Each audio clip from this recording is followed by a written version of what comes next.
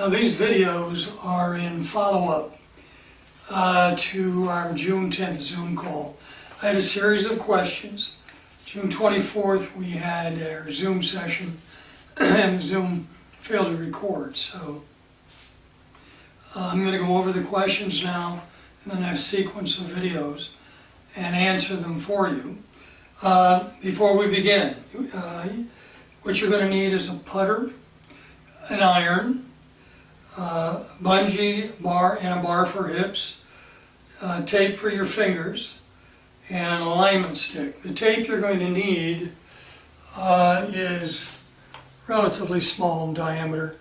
I'll show you how I use the other tape here in a little bit. But for bar and bungee,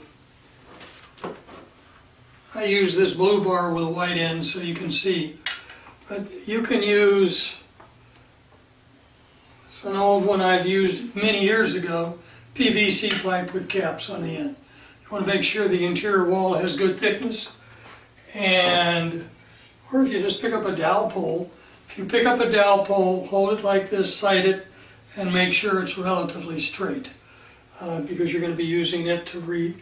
So, and the bar, and when you place it on your hips, as we're going to be using it here, you want to make sure it is flat on your hips.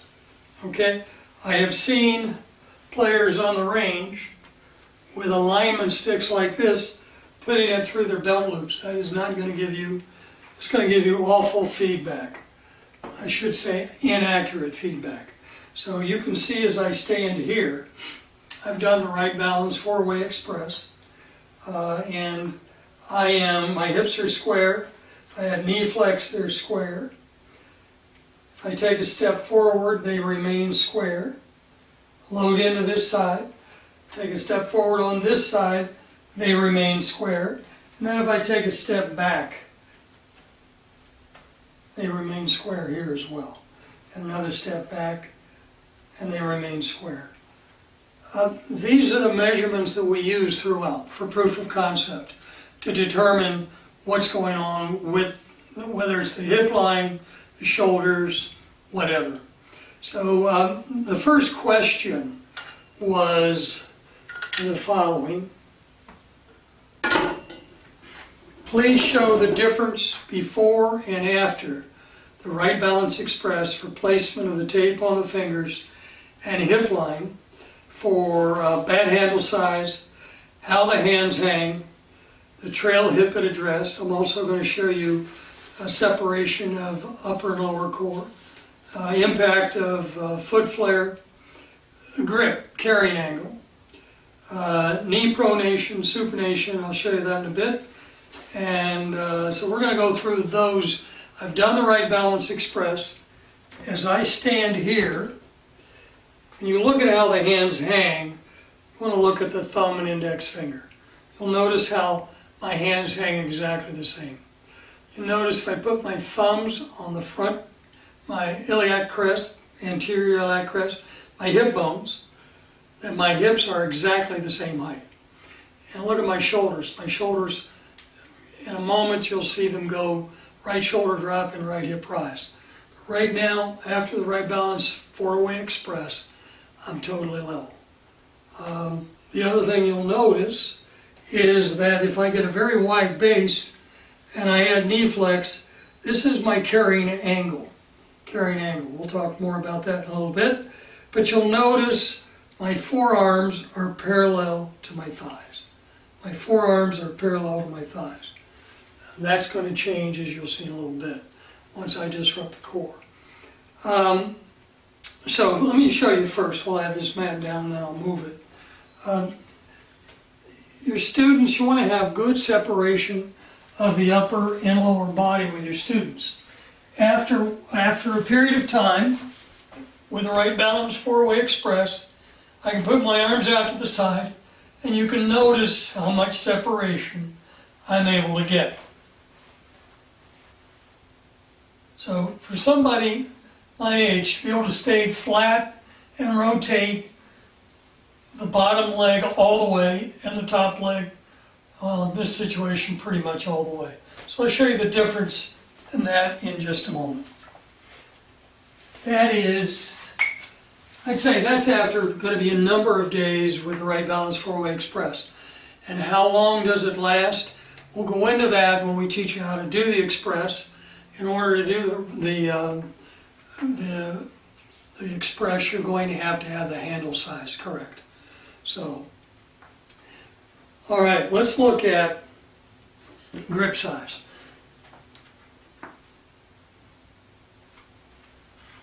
We did the original research in Dr. Frank Job's lab. This is a good example. This is a junior grip, stretched about 6 inches. I gripped all of these, and you can see here, the measurement on this is 772. It's going to be smaller now. That is actually a light sensor that we used. This was one of the clubs, was a 6-iron that's been cut off. And this is another size, not the largest. This is 1150.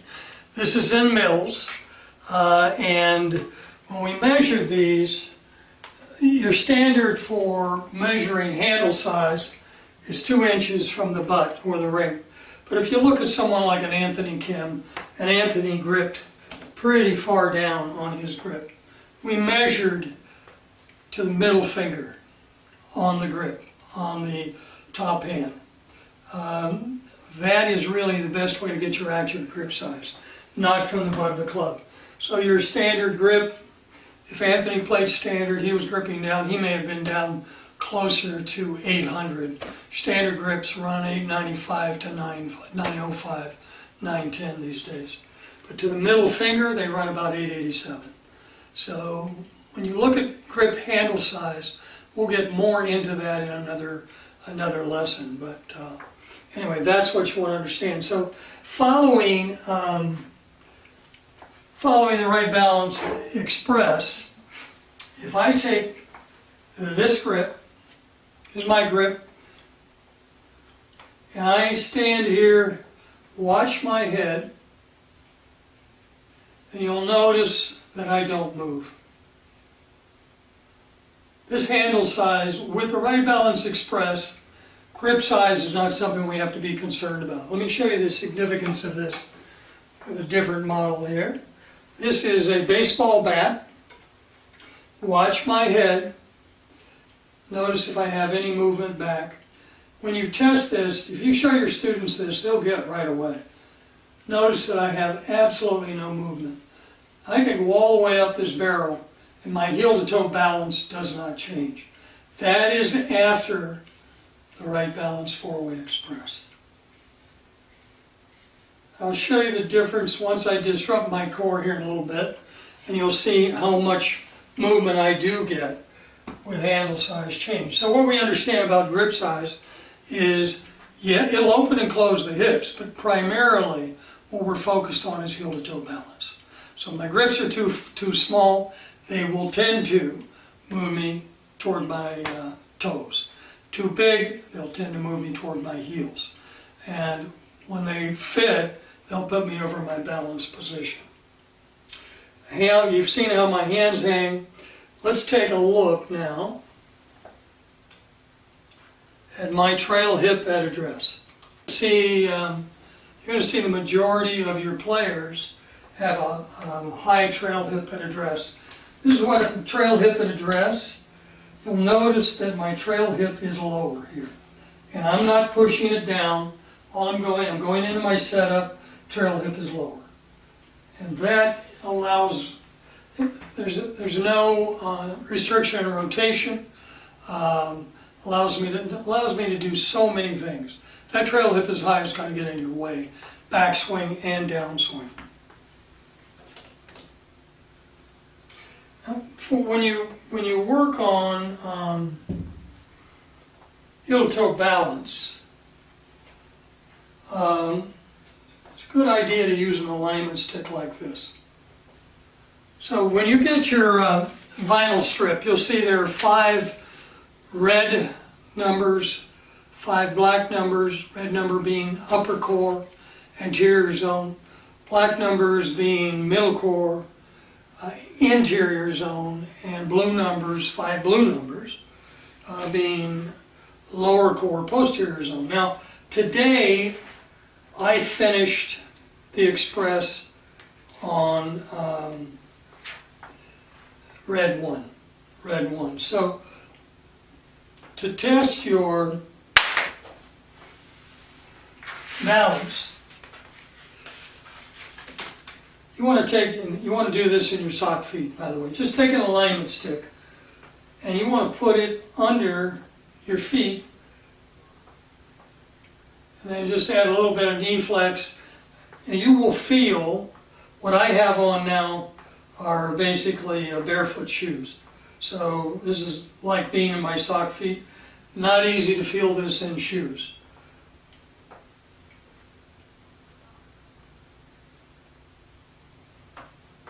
So I am pretty, you can notice how far forward I am. And I feel balanced here in this position. So this is red 1. If I were, I'll show you what blue looks like here in a moment. But how do I know? So when I'm in the red zone, doing the Wright Balance Express, or if that's determined to be the dominant core zone, you can put a stick down and determine exactly where that zone is. A couple of things you'll see.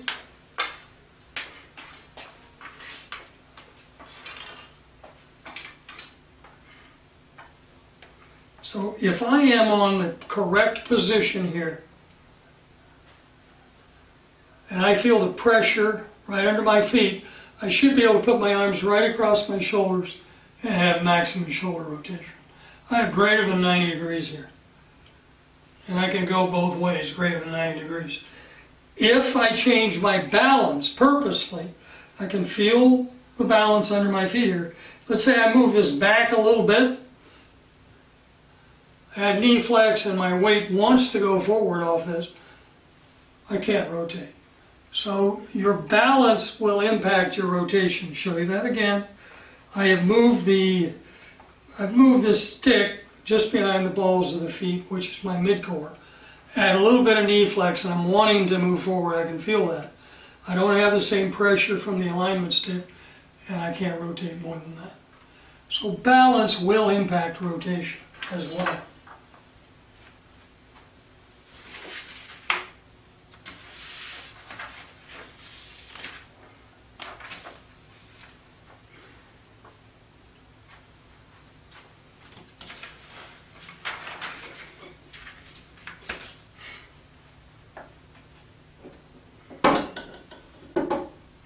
So even though I have done the Wright Balance Express, I still have to be in balance.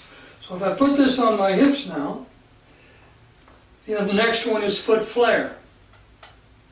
So if I flare this foot, you'll notice my hips come back to square after the Wright Balance Express. Add knee flex, I flare this foot, I'm still square. And I still have, even with this foot flare, adding just a little bit of knee flex in front of the camera so you can see, I still have decent rotation. So foot flare after the Wright Balance Express is not going to impact rotation. And how do you know how much flare? Well, my observation is as follows. Watch somebody walk from behind. If you watched me walk from behind, it's interesting. I've always taught in the years past, you want the feet at 90 degrees. No, you don't. Unless you walk, if you notice my foot strike, my feet go in a pretty straight line and maybe even turned in a little. But when I walk, my feet are in a straight line. You're going to find students, best place to watch is from behind. Most often you'll see a flaring out of this foot. And what that's telling you, lead foot for example here, is that if that's the way I walked, then I'm going to have a little bit of flare on that front foot, and that's going to be my natural, normal position. If I walk with both feet going out, that's going to be your address position.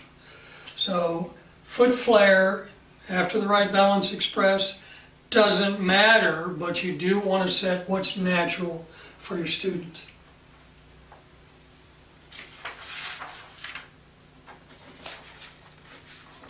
Now,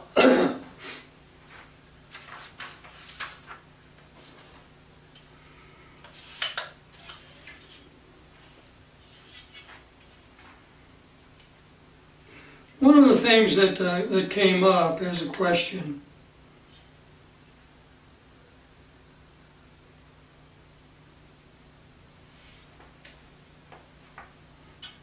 this is how you measure carrying angle, by the way.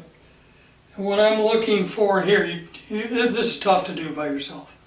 I've done a few thousand since the late 90s. You measure up the forearm and 90 degrees to the ground. How do I know I'm 90 degrees? Because there's a bubble right here. I could do this standing in a mirror, but you want to make sure this is going right up the forearm. So at red 1, the first number, which is where I ended the Wright Balance Express today, is 165. Let's take a look at how, what you saw in that video was this, or in that illustration in the chapter 2, I believe, is that notice that this is if I hold this, hand is flat on here, bubble is centered, here's the bubble, center it, place the hand here, and if that is notice that that's my grip, that's also my range of motion. Look at how much range of motion I have in the backswing. So that is my grip. To get that, you don't need this. All you have to do is bring the hand straight up, cock the wrist so there's no cup or bow, and you'll have exactly the amount of rotation. I'll show you the difference here in a little bit. Different positions of the body. So another observation is this is called, well, by the way, the right hand. Left hand controls the rotation of the shoulders back, and right hand controls, same angle, controls the rotation of the shoulders through. Okay? So what you saw in that photo was probably 2016, where Jay, we had the digital protractor up, and Jay had his hand like this. So this is called a complementary grip, where the hands meet, and now I still have great rotation this way, but I can't turn through. So a complementary grip, for me, does not work when I'm on red 1, okay? When I'm on red 1. This is not, for me, 100% of the time. It will be for your students, wherever you determine they need to be. So what do I need? I need what's called a butterfly grip here, okay? Where one hand is over the top. So if I have a butterfly grip, notice, and so what does that butterfly grip look like?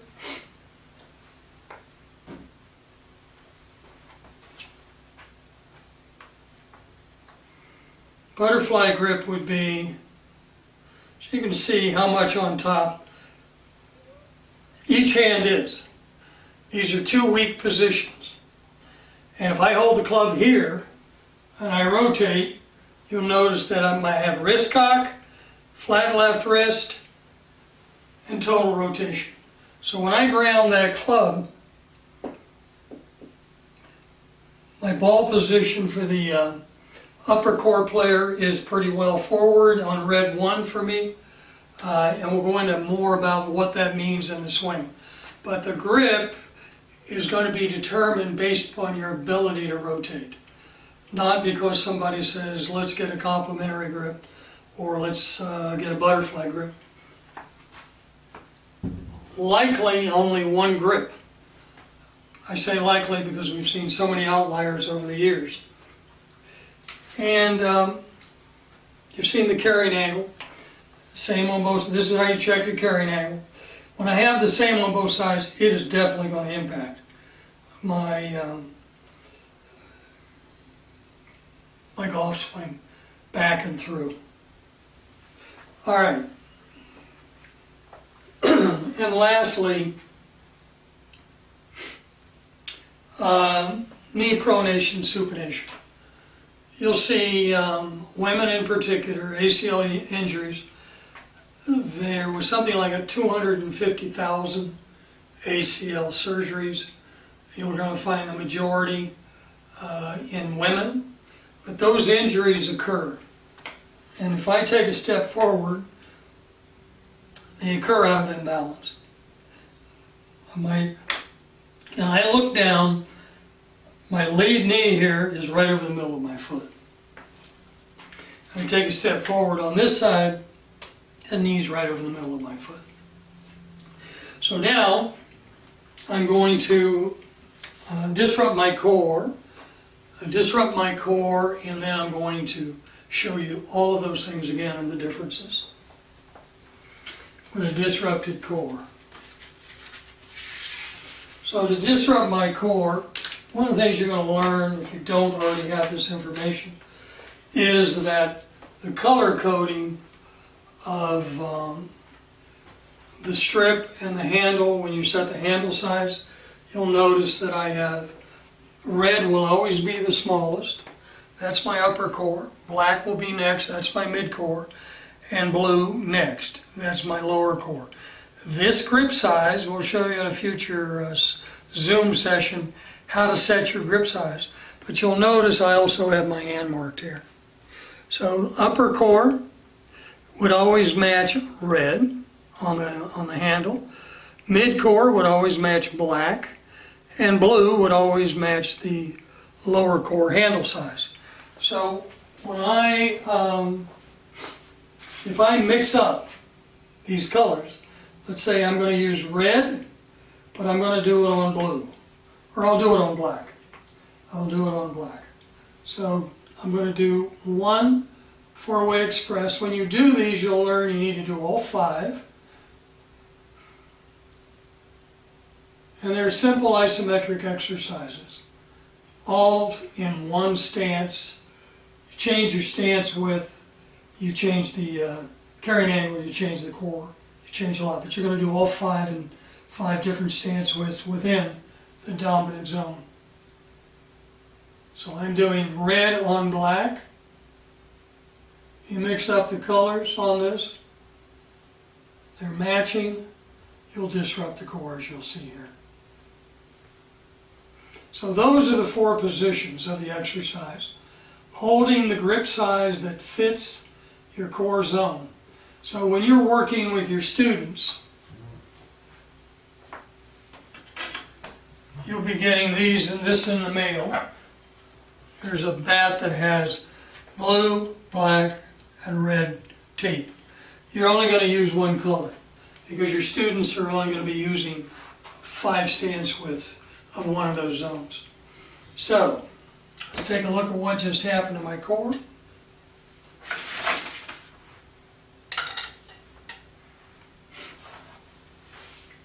So as I stand tall and relax, you can see how much rotation I have. And I have knee flex, and my hips are rotated here. I take a step forward, they're rotated. Take a step back. You can imagine walking any activity.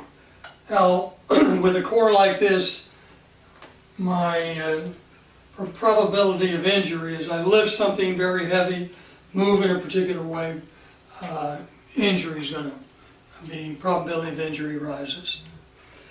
So let's take a look first at grip size. So watch my head. I'm going to do this again. Watch the position of my head front to back.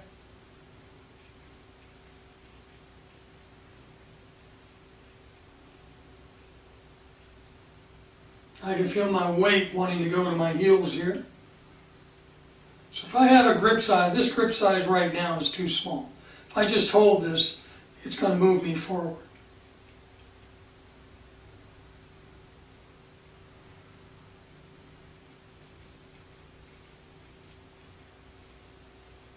You can see it move me back now. Okay, so the wrong grip size causes rotation, and moves me back as I get too big. Let's take a look at what the baseball bat does. And again, this is a good thing, great thing for you to show your students, because your goal is to eliminate as many of these variables as possible. If you demonstrate this to your student, the probability of them doing the exercise is going to take less than 5 minutes before they practice or play. When they're doing it, after 2 to 3 days, it'll last 24 hours. So it's not something you have to do at the turn. So here is my handle size. Watch my head movement.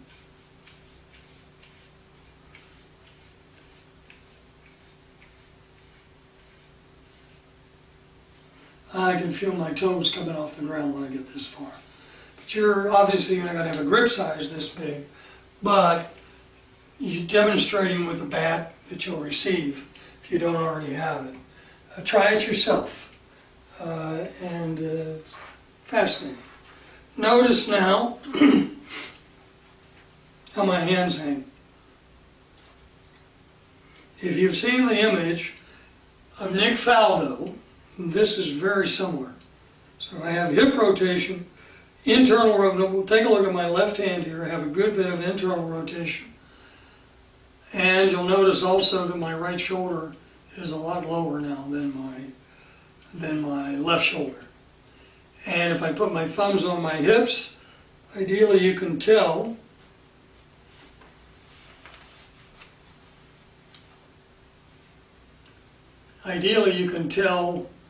how much higher my right hip is than my left. So what you'll find is when you see right shoulder down, right hip up, and if you're working with a right-handed player, at address, it is a very, very, I'd say 90% probability.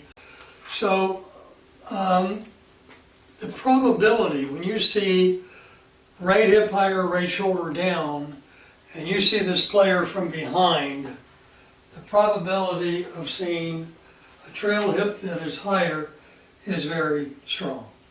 Notice how much higher my trail hip is.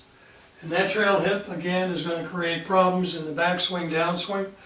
It is going to change, if you can imagine, with this trail hip higher, whether I'm putting or swinging, that angle of attack is going to change. Going to tend to be a lot steeper. Multiple factors are in swing, prior to swing. All of these things are going to change balance. So as I set up here, I can feel with this trail hip higher, I have more weight left to right. Try that if you have a balance mat measuring percentage of left to right weight, you'll see it on that as well. In doing a study with Smart to Move, we saw a good percentage of players that lead side right-handed player showed 3 or 4% higher weight distribution on the front side. If I see that left shoulder's down, left hip's up, you're going to find that trail hip to be lower.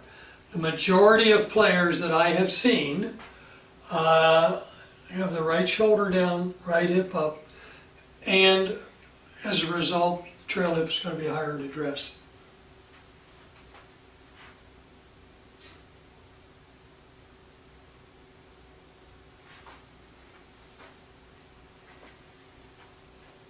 So if I flare my foot here, you can see my hips, I flare this front foot, I'm a little different. You're going to find this in about 10 to 20% of your players.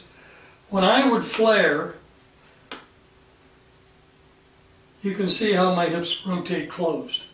So if I do it from this side, it's counterintuitive, I know. Tough for me to get my head around for a long time. And when I flared that lead foot, my hips actually closed. So if I flare the lead foot and the trail foot, they close even more. So I've never flared, showed you how I walk in the previous segment. My feet tend to be just pretty much in a straight line when I walk. and that's going to give you the best indication of whether or not you should be using flare or not. And as I said, about 250,000 ACL surgeries were done in 2021, I believe it was, when I saw the statistics.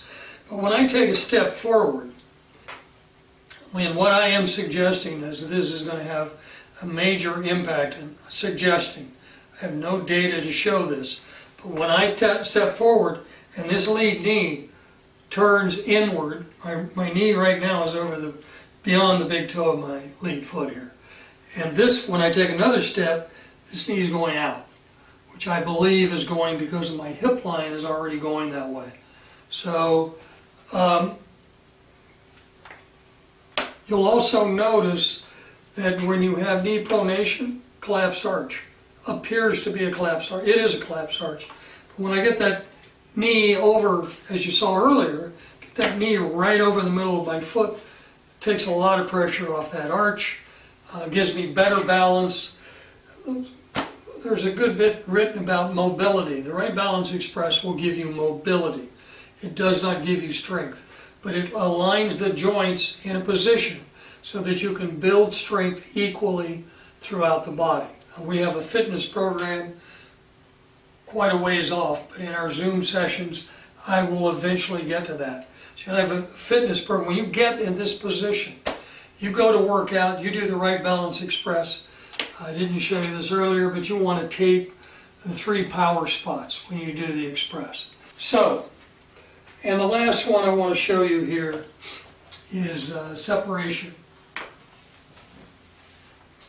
of the upper and lower body. You saw how much separation I had for my age in the upper and lower body after the Wright Balance Express.